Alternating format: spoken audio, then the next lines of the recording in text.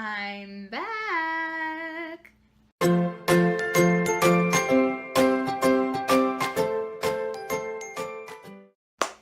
Hey guys, what's up? It's Julie the Bibliophile, and today I am here to talk about my general impressions of Season 3 of The Librarians. I know, I've been away for so long, pretty much the entire season. Haven't been here since Reunion of Evil.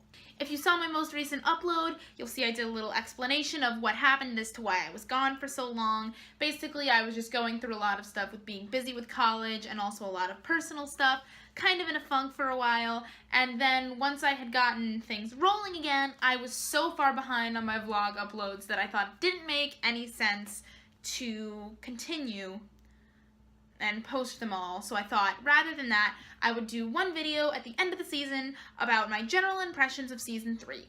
So I'm going to go ahead and do that, and then what I'm going to do for you after I'm done with that is to rank the episodes how I viewed them. So Season 3 for me had a lot of ups and downs. In general, I feel like it had a very different feel from the other seasons, and for a while that made me feel like I wasn't enjoying it as much as the other seasons. Now, don't get me wrong, I love the show. I still love the show. It's still my favorite show. I still think it's brilliant. Season 3 was just not my favorite, and there's not necessarily a problem with that. I don't know if anything will ever top Season 2 for me, maybe simply because I was at a very high point in my life during Season 2's airing, so it holds a very special place in my heart, and I also just think Season 2 was brilliant, and I just love everything about it. So, I had a lot of ups and downs with Season 3, thinking maybe I don't like this show as much anymore, maybe it's not as good as anymore, and there was a lot of negativity starting to appear on Tumblr too that never really happened before, that shook me. But now, after this finale, I'm really kind of certain that, like, things are still great. Last few episodes of The Librarians really did restore my faith in the show, even though it still has a different feel and I still don't like it as much. Not that I don't like it as much, I just don't like it as much as Season 2, per se. But the thing is, I loved each individual episode. Like, while I was watching the episodes, I was jumping off the walls.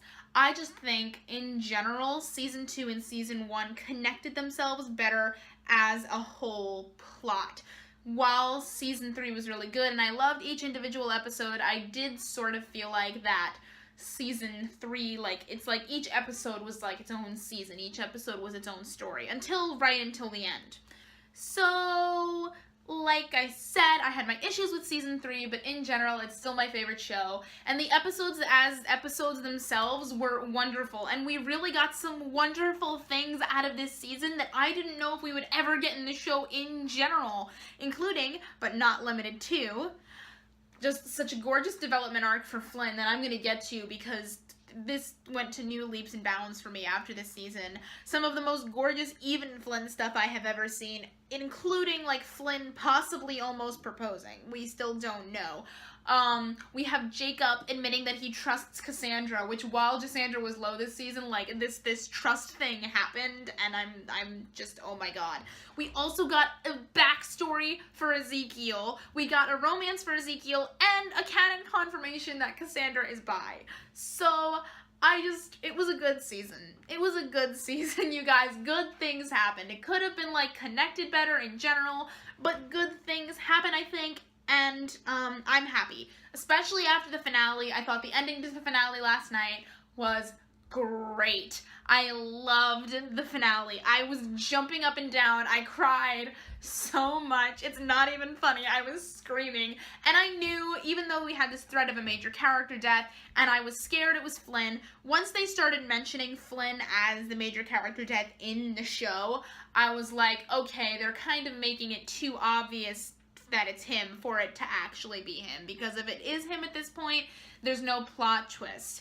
Then I still did get a little nervous. I was a little nervous, but deep down I kind of always knew it was gonna be okay, and it turned out that it was okay, and that just gave me that last reassurance that I needed, that this is still my favorite show that would never do anything that harsh.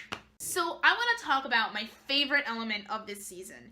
Whereas maybe my favorite element of Season 2 was the character development for everybody and all the flirting with Jake and Cassandra, we did have a heavy Cassandra focus in Season 2. In Season 3, we had a really heavy focus on Eve and Flynn's relationship, particularly on Flynn's character. Now, in season 2, we had a lot of character development for Flynn, seeing his journey, seeing him have trouble with trusting people. But what happened in season 3 was that we saw that even when he fixes himself and starts to do better, he still might start falling back again. And we saw him fall back again. But they have created such a gorgeous journey for Flynn Carson in this show, especially in this season. And the line we got from Flynn in this season that really hit me was, "I'm afraid of getting close to people because I'm terrified of being hurt."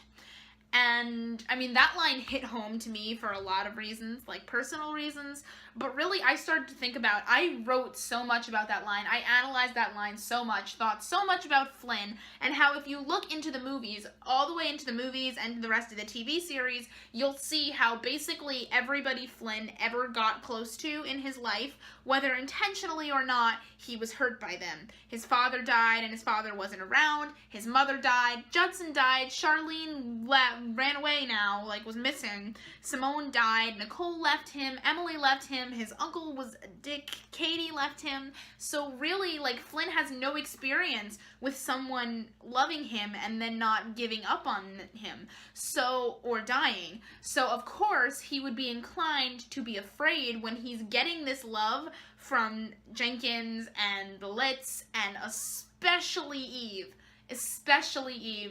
how it would be hard for him to believe that he could really be loved, and how he starts to shy away from that. And while we see Flynn learn to stay and learn to accept the fact that he is loved, we do still see him struggle with it, where he lied to Eve and didn't tell her about the Eye of Ra. But the end of the season had such a beautiful ending to this whole arc, which was Eve voicing the things that I already knew made their relationship so special. I already knew in analytics and everything why Eve and Flynn's relationship was so much better and so much more special than any other relationship Flynn had had previously, and what also makes it one of the most beautiful love stories I have encountered in any medium. And that is their unconditional love, and how Eve loves him unconditionally as compared to Nicole and Emily, and especially Katie. Katie's a big one, I think. In this last scene of the finale, Eve voices this description of their relationship and says to him that, no, I don't want you to apologize. You're Flynn Carson, and you've had years alone, and it's gonna take you years to fully adjust to not being like that anymore, and know what you do is not okay, and know I'm not necessarily happy about this, but it's not gonna change our relationship. It's not gonna change how much I love you, because that's just what we are. We accept each other's flaws, and we're just together. And to hear that voiced on the show was so beautiful, and I'm not over it. I'm also not over Always and Forever. I'm never going to be over Always and Forever, you guys. This season was really largely, I think, all about Flynn and all about Eve and Flynn. And I think that's really good. When you take that at face value for what it is, I think that's really good. I also learned this season what an important character Flynn Carson is to me. While Cassandra is my favorite, technically, Flynn is a different kind of favorite for me. Flynn is a favorite in that I find now that I very closely identify with him. While I have Jake's interests per se and Cassandra's personality, Cassandra's style, Flynn I understand at a soulful level. Flynn's descriptions, especially on the chessboard, I could really understand how much like Flynn Carson I am, and how important it is for me to see a character like Flynn succeeding, being happy, and especially at the end of this finale, finding someone who loves him for who he is, unconditionally and wholly. Thinking about Flynn has gotten me through a lot of hardships recently, and thinking about using Flynn as a motivator, and the fact that a show can do that is just one of the things that makes this show so brilliant. Now, before I begin, I just want to say that I loved all these episodes. I liked all these episodes, and this ranking was really hard for me to make because I didn't necessarily think one episode was bad that I could put it at a lower number. I just had to put what was my favorite, truly. Coming in at number 10 is episode 1, and the Rise of Chaos. I don't know what it was about this episode. I didn't like it. This is probably the only episode this season that I would just say I didn't like. I loved certain elements of it. I loved the little Evelyn cuteness. I loved Jake calling Cassandra Cass. I loved the bibliotechno. I loved the bibliotechnos. A+. but I don't know, it just didn't really feel strong enough to be a premiere for me, and I think that this kind of set the tone for me why I was so confused with season 3. It didn't feel strong as their other premiere episodes, because usually their premieres and their finales are some of my favorite episodes. This year, I don't think the premiere was really all that strong. I'm probably not going to watch it that often, but it's at number 10. Coming in at number 9 is End the Curse of Cindy. This is another episode that I've only watched once. There are reasons for that. Like, I liked the episode for what it was when it was on. I think it was a great episode. We got Ezekiel backstory, Ezekiel romance, and the plot and mystery of the episode were really, really great and really unique and interesting. However, I had let my expectations get high, really high for this episode, so I think I came down a little bit. And also right after this episode, there was a lot of negativity going on in the fandom, on the internet. Some things happened that really just skewed my view and perception of the episode because of all that happened, and it kind of threw me off track for a few days. Coming in at number 8 is End the Eternal Question. Now, don't get me wrong, I loved this episode. Oh my god, this was like one of the hardest ones to place at a higher number. Like, this episode was so great, had me on the edge of my seat the whole time. However, it was more action-based, and I do prefer, like, a more, like, a mystery, puzzle-based sort of episode. It's why I love this show so much. It felt a little bit less like a Librarians episode, but it was still really, really great because, like, Cassandra doesn't have a tumor anymore, you guys. I cried for 2 days straight. I got 3 hours of sleep after this episode. I got 3 hours of sleep after this episode. Like, that's a thing that happened. That's how good it was. That's how excited I was that Cassandra was healed. I had a 2-hour dance party after the fact. Plus, this is the episode where we had Flynn possibly almost proposing, and there was also some negativity that happened on the internet after this episode too that again kind of skewed my view of the episode. Maybe I have to go back and watch it again and try to adjust, but that's where I am right now. Coming in at number 7 is End the Fatal Separation. Now again, wonderful episode. I loved it, I loved it, I loved it, I loved it. It's been a long week, and it feels like this episode aired a month ago, even though it aired a week ago, and so I don't really remember much about it. I don't necessarily have the capability to rewatch it right now. I remember that I loved it, but it's just not sticking in my mind right now as, like, special things that happened. Again, it was also more action-based. I prefer the mystery, and there were just some episodes that I thought were really, really brilliant that got placed above this, but this was really hard to place. It was more, like, intense. Like, there weren't really any, like, big, beautiful, brilliant moments that really got me. Charlene's death was really, really strong, I felt, and it was great. It was great, but there was a lot happening. Coming in at number 6, I have And the Tears of a Clown. This episode was so much fun. This just felt like a classic Librarians episode. Didn't have much to do with the plot. Classic Librarians filler episode, and I loved it. We had Cassandra as a mermaid, Eve with the 2 heads. There were goofy bits. There were bits of just, like, team fun, where they were just, like, you know, dressing up in the clown costume. It really felt like a traditional Librarians episode, and I loved it a lot. I thought the mystery was great, too, and it was just so much fun. Coming in at number 5, I have End the Self-Fulfilling Prophecy. Now, again, I've only watched this episode like once, maybe like 1.5 times, because I was moving back to school the day that the marathon was on, and so I only got to see bits and pieces of it as I was packing. I really loved this episode. I thought the mystery was great. So many twists and turns that I couldn't see coming. It was so much fun, and really great character story for Eve. Really amazing. We also got to see all the librarians hanging out together outside of the library, which we've never really gotten to see before. So I thought that was an element that was really, really cool. Coming in at number 4, I have our finale and the Revenge of Chaos. Oh boy. Very action-based, but it also had mystery and puzzle as well, and I just thought this episode was so great. And plus, all the Eve and Flynn elements, the conversation between Eve and Flynn as he was about to die, seeing how strong their relationship had become, whereas we've been in a lot of situations in this show where one of them is on the verge of dying and the other one is just kind of upset, or really is invisibly upset because they're so focused on the mission. But here we really got to see for the first time Eve absolutely destroyed at the thought of losing Flynn. Absolutely destroyed.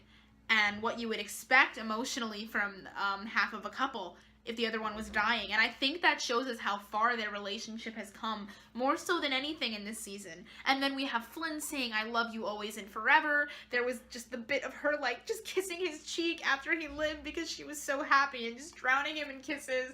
And then the end was just such a typical Librarians finale. And I thought the way they defeated Apep was so cool and so unexpected. Like, I expected Jake to use his tattoo. That was the bit I saw coming. What I didn't expect was them to turn him human so that he was the human sacrifice. Like, and like we had the Charlene and Judson, and like the not knowing whether Eve was really on our side or not. They kept us on the edge of our seats with that, and it was such a great episode that fit this season so well, but the end of the episode kind of brought us back to what the Librarians has always been, and it was a very typical Librarians finale last scene, and I was very happy about that. Coming in at number 3, we have "And the Reunion of Evil."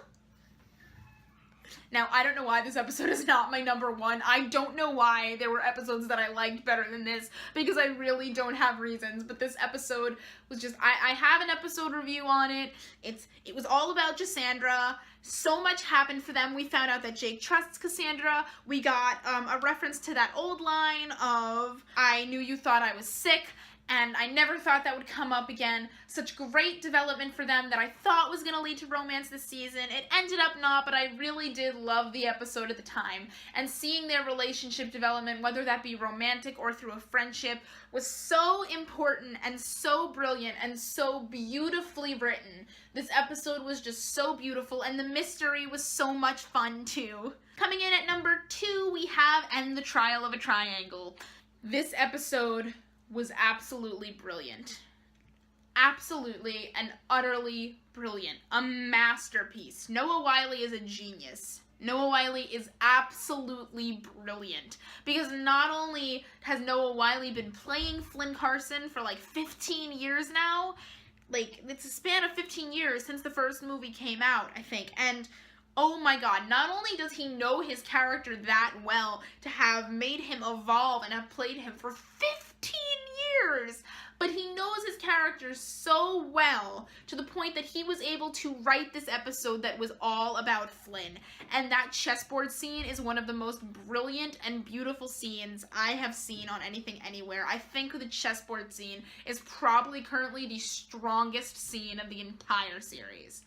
I mean, this is the episode that led me to all my realizations about Flynn. It was brilliant, and again, adventure and mystery, so much fun. We had this Wonderland thing, and of course, that moment in the airport with Eve, and it had its goofiness too, and it just, this episode was a masterpiece.